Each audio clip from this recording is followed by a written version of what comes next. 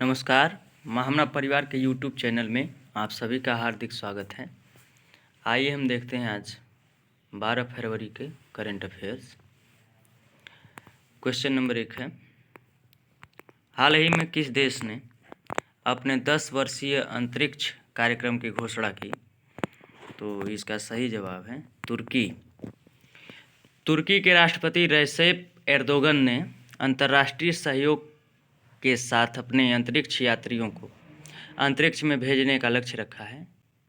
इसमें तुर्की के 2023 में जो चंद्रमा मिशन की योजना है वो भी शामिल है।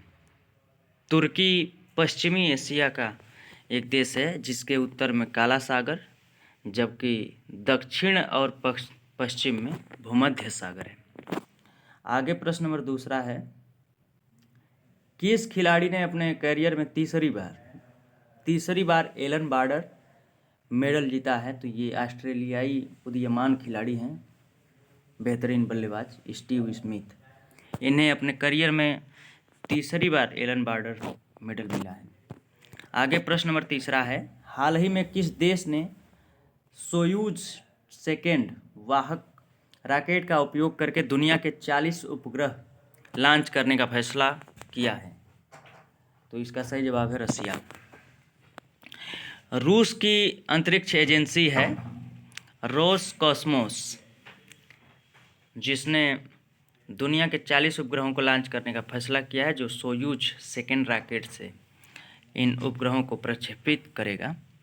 रूस की राजधानी मॉस्को है और रूस की जो करेंसी है उसे रशियन रूबल बोलते हैं और वर्तमान में रूस के प्रेसिडेंट व्लादिमीर पुतिन हैं। आगे प्रश्न नंबर 4 देखेंगे, हाल ही में 14वां अंतर्राष्ट्रीय बाल फिल्म महोत्सव कहाँ संपन्न हुआ? इम्पोर्टेंट प्रश्न है। तो हाल ही में 14वां अंतर्राष्ट्रीय बाल फिल्म महोत्सव बांग्लादेश में संपन्न हुआ। बांग्लादेश की राजधानी ढाका है और बांग्लादेश के मुद्रा की बात करें तो टका, और वहाँ की वर्तमान में प्रधानमंत्री शेख हसीना और प्रेसिडेंट अब्दुल्ला हमीद हैं। इंडिया और बांग्लादेश के बीच एक सैन्य अभ्यास होता है संप्रति, जो इस बार मेघालय में संपन्न हुआ है। आगे प्रश्न नंबर 5 है,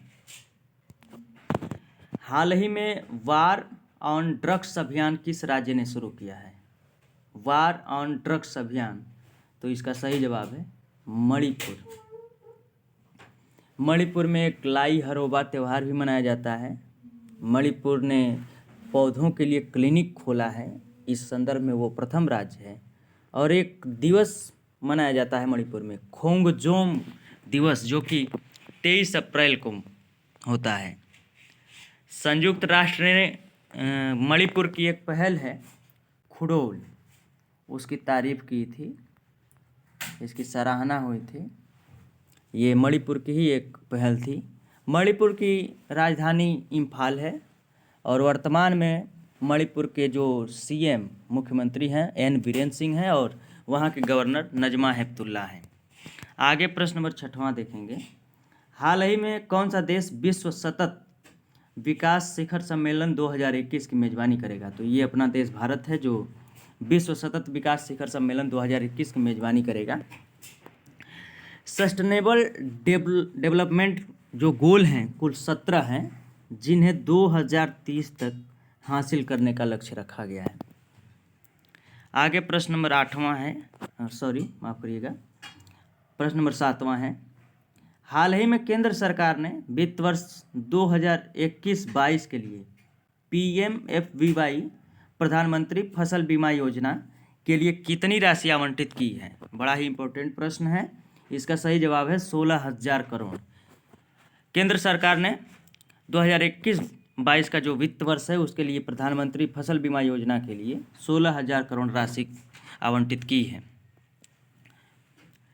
इसमें फसल नष्ट होने पर किसानों को मुआवजा दिया जाएगा। आगे प्रश्न नंबर 8 है, जो कि काफ़ी महत्वपूर्ण प्रश्न है आज की वीडियो का, आज के करंट अफेयर्स का। अख्तर अली, जिनका हाल ही में निधन हो गया, अख्तर अली, वे किस खेल से संबंधित थे? तो इसका सही जवाब है टेनिस। टेनिस के बहुत ही अच्छे खिलाड़ी थे अख्तर अली और इन्होंने 1958 से वर्ष 1964 के बीच अंतर्राष्ट्रीय स्तर पर भारत का प्रतिनिधित्व किया था टेनिस में। आगे प्रश्न नंबर 9 है, कौन सा राज्य अपने शहरी स्थानीय निकायों में सुधार करने वाला भारत का 6वां राज्य बन गया है? तो इसका सही जवाब है गोवा। गोवा भारत में 6वां राज्य बन गया है जिसने अपने शहरी स्थानीय निकायों में सुधार किया है। आगे प्रश्न नंबर 10वां है, जो काफ़ी महत्वपूर्ण प्रश्न है। हाल ही में international day of women and girls in science कब मनाया गया? तो इसका सही जवाब है 11 फरवरी। कोविड-19 के काल में महिलाओं ने जो साइंस में अपना योगदान दिया है, तो इस बार का मुख्य केंद्र बिंदु वही रहा है जिसे हम थीम बोल सकते हैं, international day of women and girls in science 11 फरवरी को मनाया गया। आगे प्रश्न नंबर 11वां है, हाल ही में भारत ने किस देश को पारगमन यातायात की सुविधा प्रदान की है?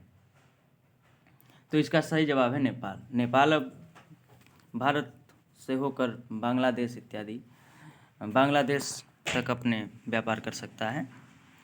आगे प्रश्न नंबर 12वां है, हाल ही में पार्लियामेंट्री मैसेंजर इन राजस्थान नामक पुस्तक किसने लिखी है? तो इसका सही जवाब है के.एन. भंडारी।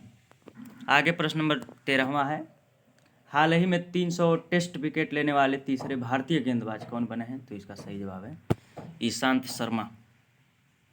प्रश्न नंबर 14, हाल ही में सुप्रीम कोर्ट ने किस विमानवाहक पोत को तोड़ने पर रोक लगा दी है? तो इसका सही जवाब है INS विराट।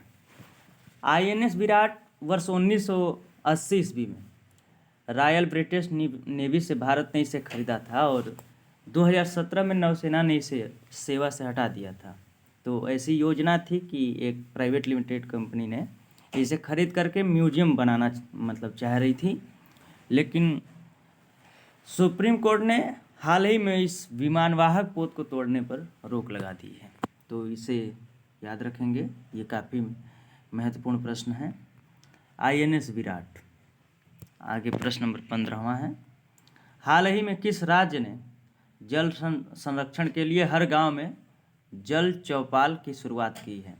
तो इसका सही जवाब है बिहार।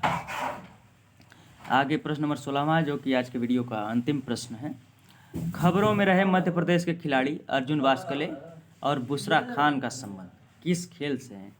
तो इसका सही जवाब है एथलेटिक्स। 36वीं राष्ट्रीय जूनियर एथलेटिक्स प्रतियोगिता के अंतिम दिन, जो कि गुवाहाटी में आयोजित हुआ है इस बार, 36वीं राष्ट्रीय जूनियर एथलेटिक्स प्रतियोगिता, इसके अंतिम दिन मध्य प्रदेश ने बालक एवं बालिका वर्ग, जो कि अंडर 18 एज हैं, उसमें 1500 मीटर दौड़ में स्वर्ण पदक जीता है। अर्जुन वास्कले ने 1500 मीटर दौड़ में राष्ट्रीय रिकॉर्ड कायम किया है, जो कि उन्होंने 1500 मीटर दौड़ को 50.38 सेकेंड में पूरी करके एक नया राष्ट्रीय रिकॉर्ड बनाया है। यदि आपको ये वीडियो अच्छा लगता है तो लाइक करें, सब्सक्राइब करें और चैनल से जुड़े रहें। धन्यवाद।